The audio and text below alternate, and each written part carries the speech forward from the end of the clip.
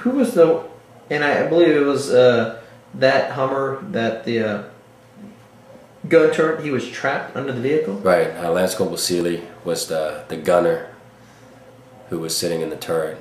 He was the one that was trapped underneath the vehicle for quite some time. And he, what injuries did he sustain? I've heard several different stories. I heard that he crushed his hand, and another person told me that he actually was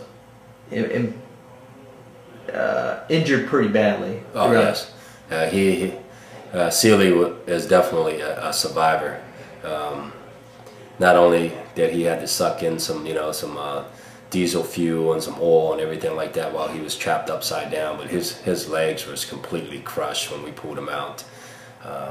His arms were crushed. His hands were sustained some shrapnel wounds.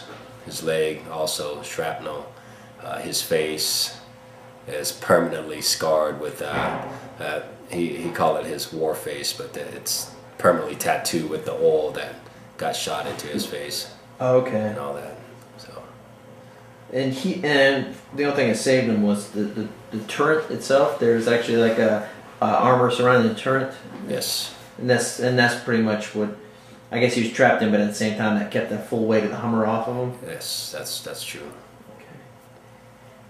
The other, and how'd you actually get the vehicle off of him? All right, how long did this all take? I assume it took a while. In the matter of like 30 minutes when we got the wrecker came and pulled him out. Okay. Yeah. It lifted the vehicle off him. We pulled him out, treated him on scene, and then took him and Bedard to Charlie Med for further care. And Charlie Med, that's located at Camp Ramadi? Yes. Okay. Yes. And the other vehicle, you said there was another vehicle that was hit too? Yes.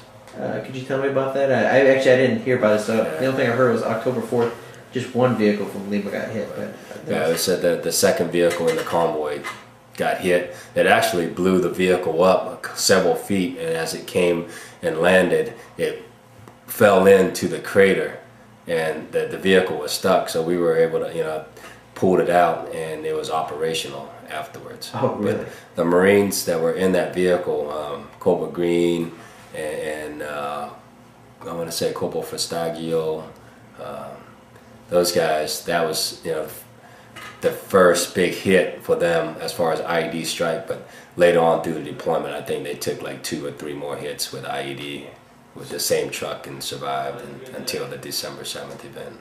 Really? So, okay. Yeah.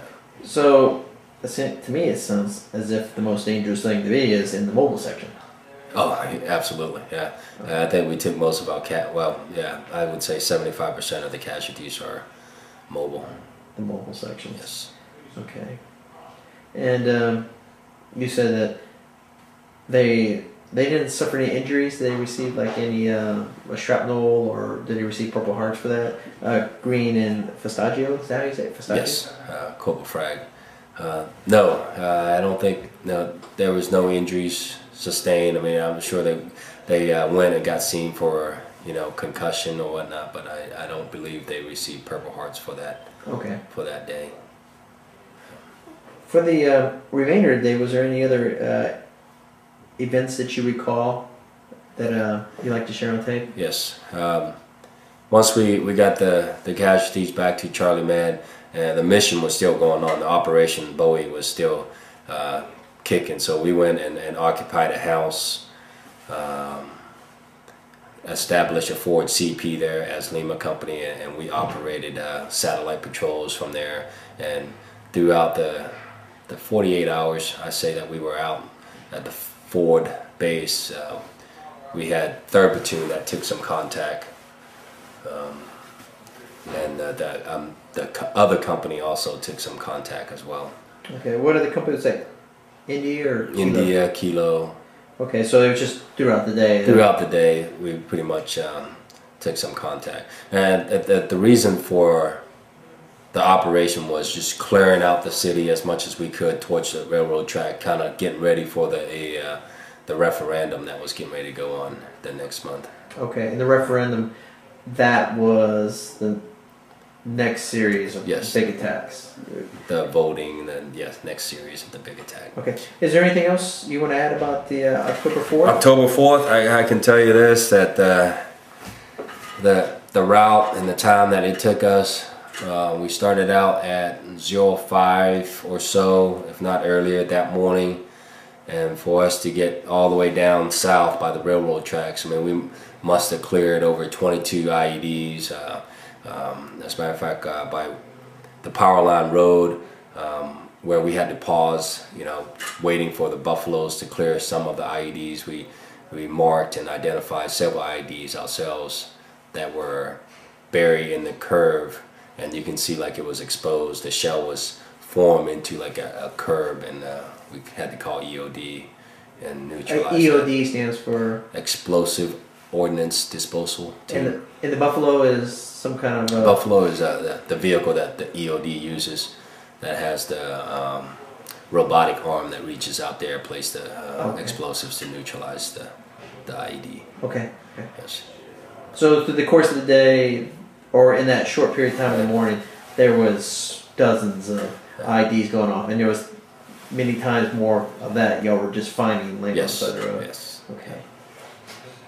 And like I said, we started the operation around 05, and we didn't finish it till probably 1400 or so the next day, when we called index, and that's when we went back to the snake pit in this firm base. Okay. And what casualties? I guess the majority of the casualties for Lima were from that IED attack. Yes. The amazing thing that I want to point out of that event is that it's amazing how the Marines can recover just after you know, experiencing a loss of death of a fellow Marine, and injured and maimed, and evacuation of 2 Marines to higher care, like had to airlift it or flight it out. The Marines just came right back into the forward firm base, and they continue to operate, and they just focus on the mission without having that, you know. So we didn't have time to grieve for our losses until the end of the operation, which was, like I said, about 48 hours later. Okay. Just kind of collecting my thoughts here.